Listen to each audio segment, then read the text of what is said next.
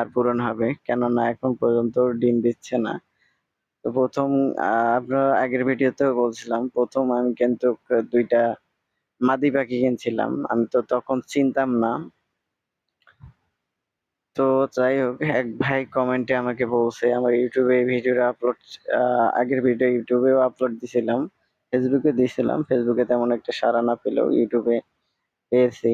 তো ওইখানে কয়েক ভাই কমেন্ট করে বলছিলেন যে, নর দুটাকে আলাদা রাখবেন, মাদি দুটাকে আলাদা রাখবেন পাশাপাশি বা আলাদা, আলাদা করে রাখবেন।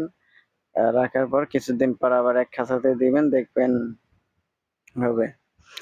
তো আমি ভাবতেছি আ মানে আমার সময় হয়ে ওঠে না যে আমি এই কাজটা করব। আর আমার কাছে বাড়তি একটা আমার কথা মিলিয়ে নিয়ে দেখবেন একদিন এই লোকটি নিজের পালিত সাপের কাছেই মৃত্যুবরণ করবে কামড়ে দেখে।